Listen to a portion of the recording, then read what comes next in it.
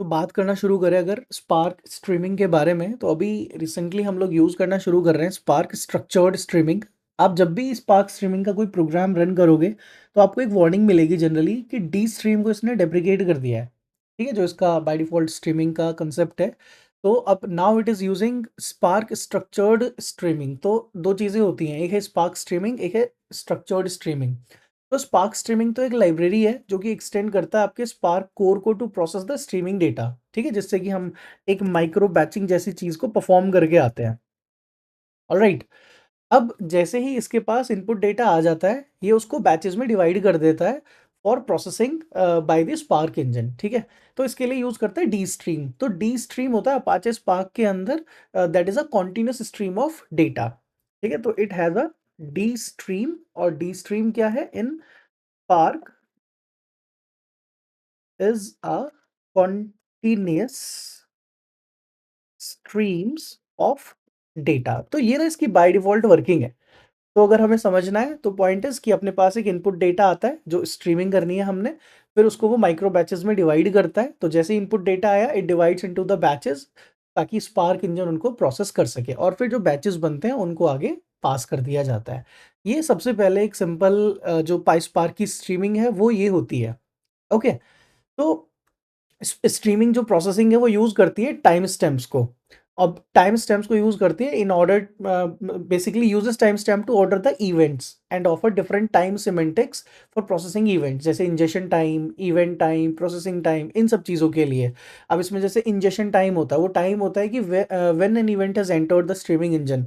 तो ये अलग अलग तरह के अपने टाइम्स के कंसेप्ट इसके साथ स्ट्रीम प्रोसेसिंग के अंदर काम करते हैं। तो ये हमारा बाय डिफ़ॉल्ट स्ट्रीमिंग वाला कंसेप्ट है। अब उसके बाद उसमें आरडीडीज़ आते हैं। तो आरडीडीज़ क्या होते हैं उसके अंदर, फिर आरडीडीज़ होते हैं वहाँ पे low level API. These are the low level API, और उनका अपने पास सिर्फ़ एक इंजेक्शन टाइम होता है। They can not do much for out of order events. तो दूसरी तरफ हमारा जो स्पार्क इस ने इंट्रोड्यूस किया है जिसका नाम है स्ट्रक्चर्ड स्ट्रीमिंग, तो वो 2.x के बाद स्टार्ट हुआ था। And that will simply let you apply all the SQL like operations. ठीक है, जैसे एसक्यूएल के अंदर जो भी ऑपरेशंस आपके पास होते हैं वो सारे अलग अलग तरह के ऑपरेशंस आप अप्लाई कर सकते हो। स्पार्क स्ट्रीमिंग में ऐसा नहीं होता। ठीक है, plus it is more closer to the real time streaming, क्योंकि यहाँ पर हम क्या करते हैं, each row is processed and the outcome is appended to an unbound result table. तो इसके अंदर एक अनबाउंड टेबल होती है, उसके अंदर ही रिजल्ट्स को अपेंड करता चला जाता है।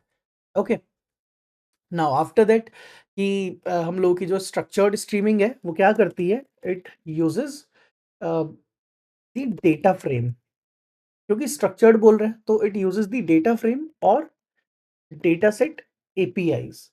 तो ये ऐसी चीज़ें यूज़ करेगी। तो डेटा फ्रेम क्या है? डेटा फ्रेम अपना रो एंड कॉलम का एक कंसेप्ट होता है। तो it's a generic row type and it has a higher level of abstraction from the RDDs. ठीक है? अंदर तो डेफिनिटली आरडीडीज़ हैं, उसके ऊपर एक हायर लेवल पर अपने पास एक डेटा फ्रेम है। So data sets are actually the same as data frame. जैसे मैंने 2 वर्ड लिखे हैं, data set and data frame, almost same ही होते हैं, बट थोड़ा वो सेफ्टी ज़्यादा प्रोवाइड करते हैं। ओके? तो ये अपने पास तरीके हैं। अब इसके बाद हम लोग जब स्ट्रक्चर्ड स्ट्रीमिंग में आते हैं, उसकी थोड़ी-सी बात करते हैं। तो देखो, स्ट्रक्चर्ड स्ट्रीमिंग भी एक स्ट्रीमिंग प्रोसेसिंग इंजन है that is built on top of spark SQL. ठीक है? It's built on top of spark SQL. Alright, and it processes the data incrementally and update the final result as more streaming data arrive। जितना data आता रहता है उसके हिसाब से ही उसको इंक्रीमेंट करता रहता है, अपडेट करता रहता है फाइनल रिजल्ट्स को। तो इट्स अ बेनिफिट। तो ये ज़्यादा कंसिस्टेंट भी है, इट इज़ मोर कंसिस्टेंट। ठीक है, because it provides a guarantee that application output will be equivalent to the execution of the batch job running on input data that processes at any time. Okay, फिर इसके अलावा ये एक आपको extra provide कर रहा है that is fault tolerant. Spark streaming भी फॉल्ट टॉलरेंट होती है, ऐसा नहीं है। तो ये फॉल्ट टॉलरेंट आपको प्रोवाइड जो करेगा, and it also manages the interaction with the data sources and sink, जो कि आउटपुट होता है हमारा। तो ये अब आज की डेट में हम लोग यूज कर रहे हैं, that is spark structured streaming. Okay, अब इसके बाद हम क्या-क्या इनपुट सोर्सेज़ होते हैं जिनको यूज़ करते हैं। What are the input sources? देखो, इनपुट सोर्सेज़ में फाइल सोर्स हो सकता है, जहाँ से डेटा आ रहा है आपके पास। It could be of Kafka, एक काफका सोर्स भी हो सकता है जहाँ से आप डेटा रीड कर रहे हो। It could be a socket that is networking, कि आप सॉकेट प्रोग्रामिंग कर रहे हो, वहाँ से भी डेटा रिसीव कर सकते हैं। It could be a data stream reader also. एक डेटा स्ट्रीम रीडर होता है हमारे पास that supports the formats like CSV, text, JSON and Parquet. So these type of file formats are supported for data stream reader. Okay, तो ये हमारे पास अलग अलग तरह के इनपुट सोर्सेज अवेलेबल है। नेक्स्ट स्टेज हम लोगों की आती है that is sink. Okay, next stage is known as sink. अब सिंक के अंदर क्या होता है, once all the computations are performed on the data, तो सिंक क्या करता है, it stores the output to external system. ठीक है, it stores the output to external file system. External file system से क्या मतलब है आपका, कि आप इसको किसी भी और अलग डेटा टाइप की फाइल में सेव करना चाहते हो। फाइल में काफका यूज करना है, मेमोरी में किसी भी जगह पे आप इसको स्टोर कराना चाहते हो। मैंने बोला नहीं कंसोल पे डिस्प्ले कराना है, दैट इज ओके। मेमोरी में कहीं स्टोर कराना है, दैट इज ऑल्सो फाइन। ठीक है, मेमोरी से क्या मतलब है, it stores the output in an in memory table. Okay, memory से मतलब है यहाँ पर इन मेमोरी। ओके, तो इसके अलावा आप अपने आउटपुट को किसी फाइल में स्टोर करा सकते हो। Then also you can publish using Kafka. So it can publish the result to a Kafka topic. Alright, तो ये अलग अलग सिंक होते हैं हमारे पास। इसके अलावा फॉर ईच बैच, ये कुछ ऐसी चीजें हैं। फिर फाइनली आते हैं अपने आउटपुट मोड्स। अब आउटपुट मोड्स क्या है, तो बेसिकली अब अपने पास आउटपुट आता रहेगा, तो Spark uses different modes to display the results, जिसमें कि डेटा को अपेंड करना है आपको। ये मोड्स होते हैं आउटपुट के, ठीक है, अपेंड हो गया, एक अपडेट होता है अपने पास, and then there is a complete mode.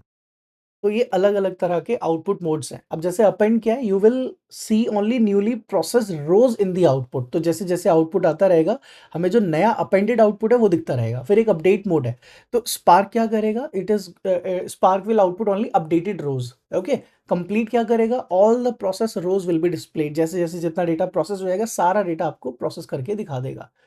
तो ये हमारा कंसेप्ट है स्ट्रक्चर्ड स्ट्रीमिंग का। Okay, so this is how using these things we perform the streaming on Spark, in Spark actually. Now let's understand little bit in more practical way. देखो, तो बहुत simple तरीके से आप इसको समझ सकते हो कि you have multiple type of inputs available, input sources available, जिसमें कि काफका है मेरे पास, या फिर फ्लूम है, HDFS है आपके पास, या ट्विटर से डेटा लेके आ रहे हो आप, या किनेसिस यूज कर रहे हो, तो there could be any kind of a input source. Then we perform the streaming operations and then comes the output operations, जैसे कि HDFS हो सकता है, डेटाबेसेस हो सकते हैं, या डैशबोर्ड्स पे कहीं पे डेटा शो करना है। ओके, तो लेट मी मेंशन हियर। तो let's say we are talking about कि मेरे पास है काफका। काफका क्या है, एक इनपुट सोर्स की हम लोग बात कर रहे हैं। Okay, we are talking about different input sources available for us. Then we have Flume, it is another input resource. Then it could be HDFS या फिर S3। All right.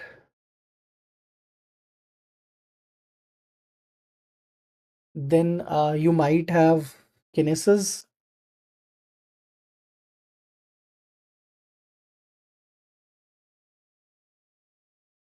and at the end I'm mentioning Twitter। ठीक है, Twitter या YouTube, जो भी जहां से भी आप डेटा फेच कर रहे हो।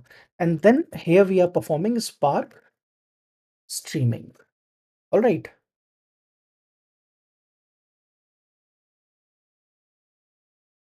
ऑल राइट, अब अपने पास आता है आउटपुट, कि where you are going to store it. It might be stored in HDFS, कि हम उसको हो सकता है HDFS में स्टोर कर रहे हैं।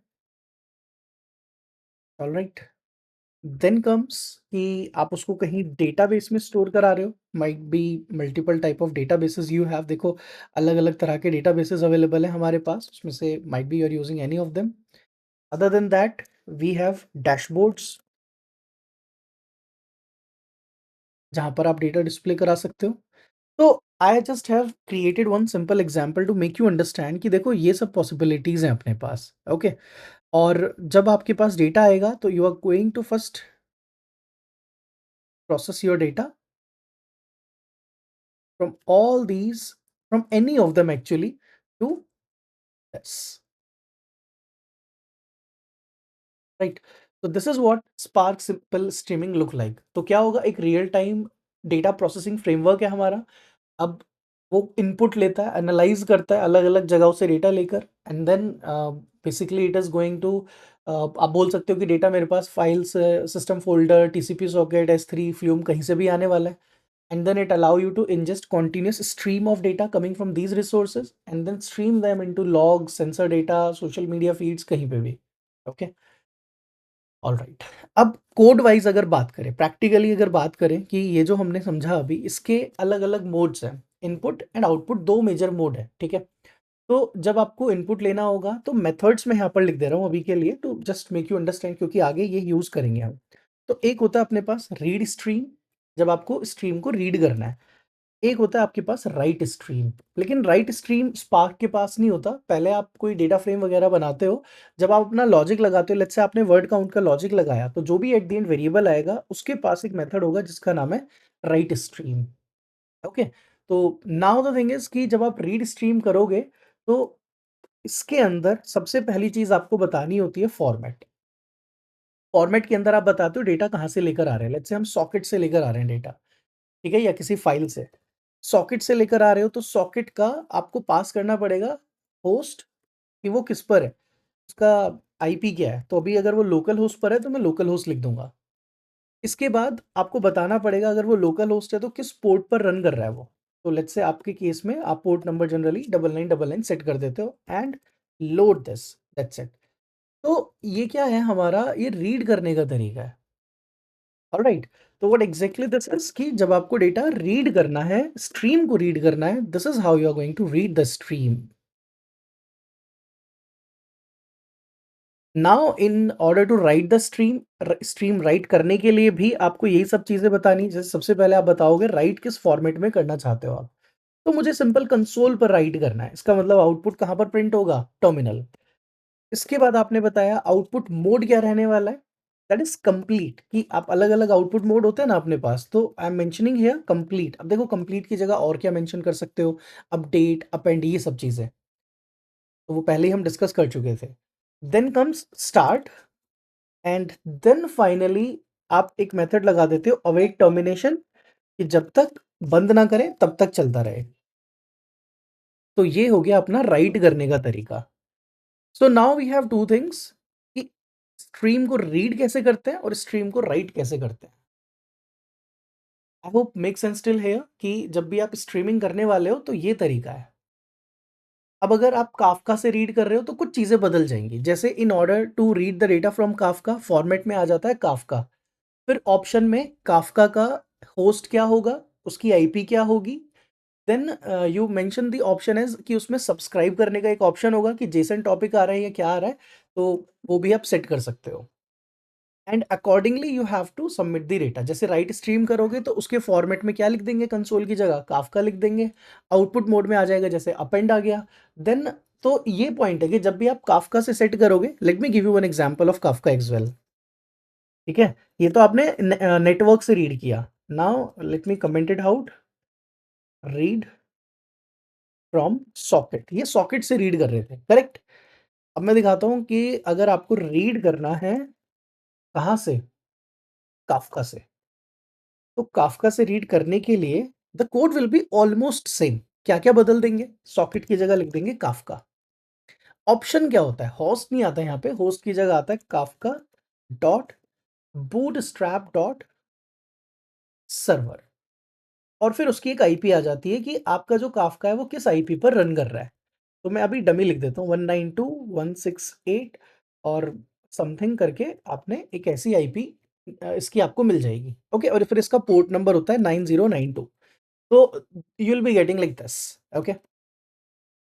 देन इसके बाद एक और ऑप्शन सेट करना है, जो कि सब्सक्राइब करने के लिए किया जाता है, क्योंकि काफ़का में यही हमारा कंसेप्ट होता है कि आप सब्सक्राइब सर्विस बताते हो कौन-सी यूज़ कर रहे हैं। तो if you are using JSON तो आपको मेंशन करना पड़ेगा जेसन टॉपिक।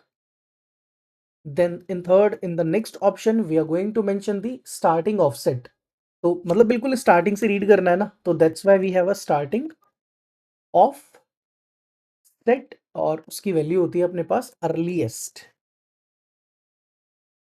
ओके, तो ये हमारा हो जाता है काफ़का के लिए। अब आउटपुट में भी क्या होगा, आउटपुट में भी यही सब मेथड है। तो सबसे पहले यहाँ पर क्या आएगा कंसोल की जगह, काफ़का। आउटपुट मोड क्या आएगा अपने पास, आई थिंक यहाँ पे भी मैं कोट्स लगाने भूल गया हूँ। ये code as it is copy paste कर सकते हो जहाँ पे भी करना है। ओके, देन अपना आउटपुट मोड क्या मेंशन करना है, लेट्स से अपेंड। ओके, तो सबसे पहले राइट स्ट्रीम में आ गए आप। राइट स्ट्रीम के अंदर हम चले गए काफ फॉर्मेट। फॉर्मेट के बाद आउटपुट मोड अपेंड हो गया, and then comes the options. इसके भी ऑप्शंस होते हैं आउटपुट मोड के अंदर, जैसे सेम ये वाला ऑप्शन कॉपी पेस्ट करना पड़ेगा मुझे। ओके, तो यहाँ से इसको पेस्ट कर देना है। देन कम्स की टॉपिक, यानी कि आपको डेटा सेव जो कराना है उसके लिए जो राइट कराना है, I am going to use the same one, JSON topic, and then start and await termination, that's it. इस तरीके से आप काफका से स्ट्रीम करा देते हो चीजें। This is how we stream from the Kafka. I hope make sense now. तो अभी हमें थोड़ा आइडिया मिल गया स्ट्रीमिंग के बारे में कि स्पार्क स्ट्रीमिंग कैसे काम करती है, अलग अलग क्या मेथड्स हैं उसके। बस इसको चलाने के लिए आपको एक कोड में इंटीग्रेट करना है।